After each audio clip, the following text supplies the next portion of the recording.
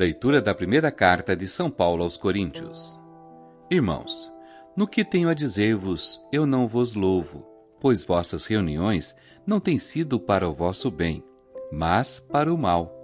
Com efeito, e em primeiro lugar, ouço dizer que quando vos reunis em assembleia, têm surgido divisões entre vós. E em parte acredito. Na verdade, convém que haja até cisões entre vós, para que também se tornem bem conhecidos aqueles que dentre vós que resistem à prova. De fato, não é para comer a ceia do Senhor que vos reunis em comum, pois cada um se apresse a comer a sua própria ceia. Enquanto um passa fome, o outro se embriaga. Não tedes casas onde comer e beber? Ou desprezais a igreja de Deus e quereis envergonhar aqueles que nada têm? Que vos direi? Hei de elogiar-vos? Neste ponto não posso elogiar-vos. O que eu recebi do Senhor foi isso que eu vos transmiti. Na noite em que foi entregue, o Senhor Jesus tomou o pão, e depois de dar graças, partiu e disse: Isto é o meu corpo, que é dado por vós. Fazei-o em memória de mim. Do mesmo modo, depois da ceia, tomou também o cálice e disse: Esse cálice é a nova aliança em meu sangue. Todas as vezes que dele beberdes, fazei isto em minha memória. Todas as vezes de fato que comerdes deste pão e beberdes desse cálice, estareis proclamando a morte do Senhor até que ele venha. Portanto, meus irmãos, quando vos reunirdes para a ceia, esperais uns pelos outros. Palavra do Senhor, graças a Deus.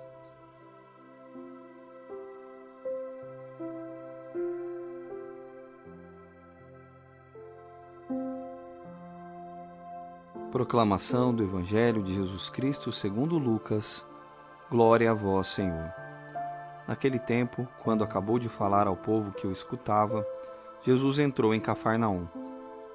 Havia lá um oficial romano que tinha um empregado a quem estimava muito e que estava doente à beira da morte.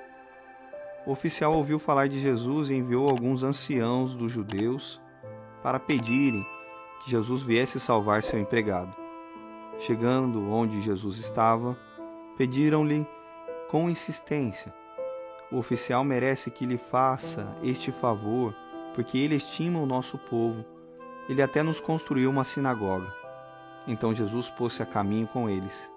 Porém, quando já estava perto da casa, o oficial mandou alguns amigos dizerem a Jesus: Senhor, não te incomodes, pois não sou digno de que entres em minha casa. Nem mesmo me achei digno de ir pessoalmente ao teu encontro. Mas ordena com a tua palavra, e o meu empregado ficará curado. Eu também estou debaixo de autoridade, mas tenho soldados que obedecem às minhas ordens. Se ordeno a um, vai, ele vai. E ao outro, vem, ele vem. E ao meu empregado, faze isto, e ele o faz. Ouvindo isso, Jesus ficou admirado. Virou-se para a multidão que o seguia e disse: Eu vos declaro que nem mesmo em Israel encontrei tamanha fé. Os mensageiros voltaram para a casa do oficial e encontraram o empregado em perfeita saúde. Palavra da salvação, glória a vós, Senhor.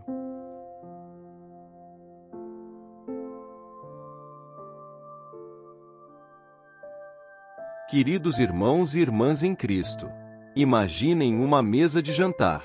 Não uma mesa qualquer, mas uma mesa extravagante, ricamente posta, com os melhores pratos, os talheres mais finos e uma abundância de comida deliciosa. Agora, imaginem que ao redor desta mesa, alguns convidados estão se empanturrando, bebendo em excesso, enquanto outros, à margem, observam com fome, sem serem convidados a participar.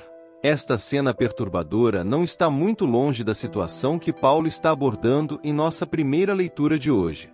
Paulo escreve aos Coríntios, repreendendo-os severamente.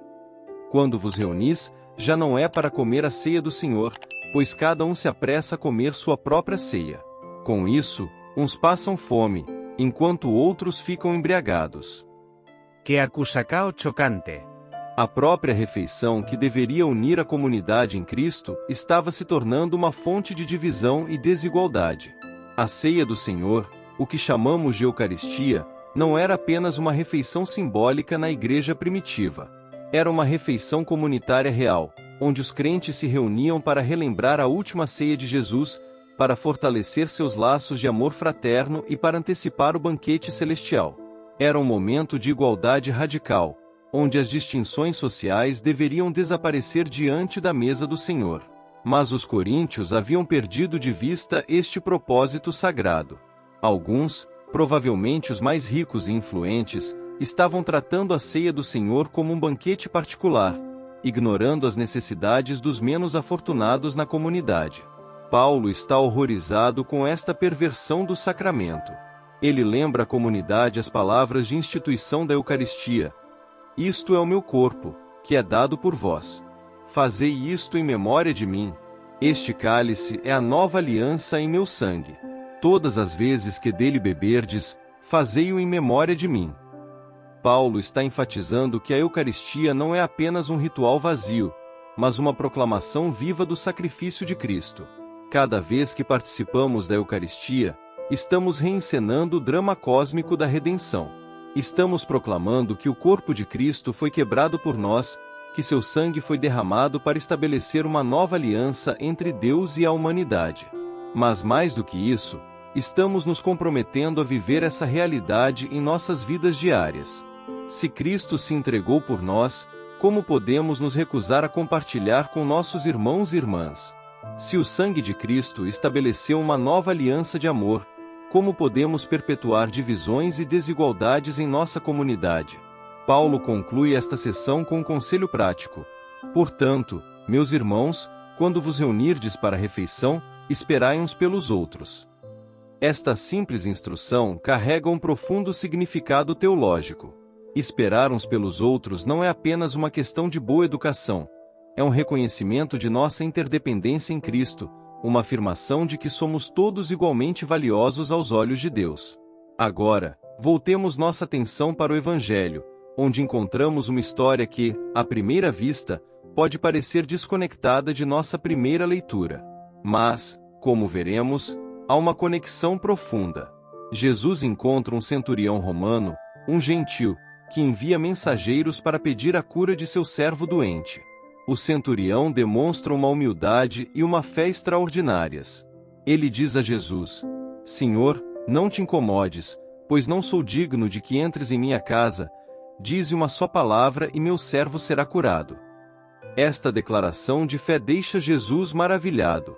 Ele se volta para a multidão e diz: "Eu vos declaro que nem mesmo em Israel encontrei tamanha fé."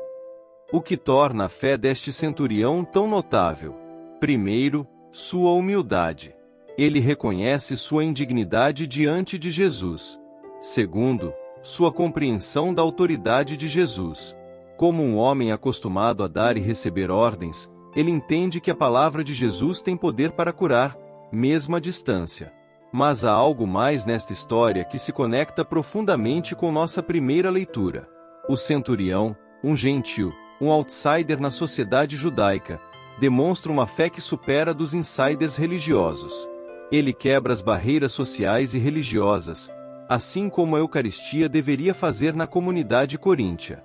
Então, como estas duas leituras se entrelaçam e nos falam hoje? Primeiro, somos lembrados da natureza inclusiva do amor de Deus. Assim como Jesus elogiou a fé de um gentio, somos chamados a reconhecer e celebrar a fé onde quer que a encontremos, mesmo em lugares inesperados ou em pessoas que possamos considerar outsiders. Segundo, somos desafiados a examinar nossas próprias práticas comunitárias. Estamos verdadeiramente esperando uns pelos outros em nossas igrejas? Ou existem divisões sutis, exclusões não ditas, que contradizem o espírito de unidade que a Eucaristia deveria promover? Terceiro, somos convidados a refletir sobre nossa própria abordagem à Eucaristia. Participamos deste sacramento com a mesma humildade e fé demonstradas pelo centurião?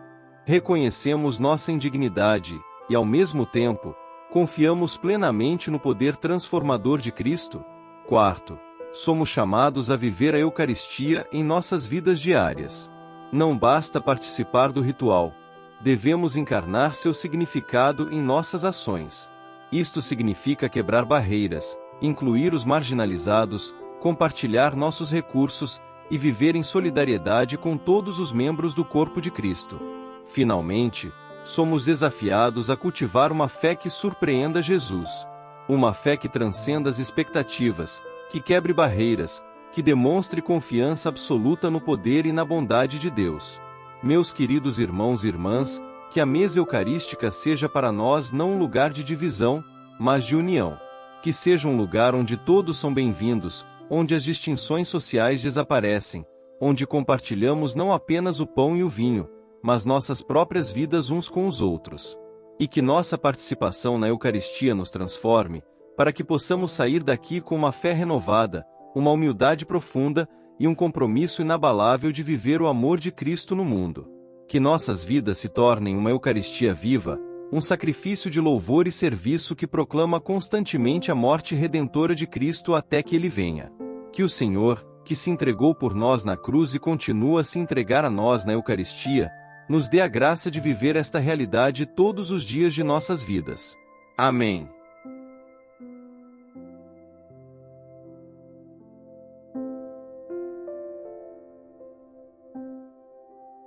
São Miguel Arcanjo, defendei-nos no combate.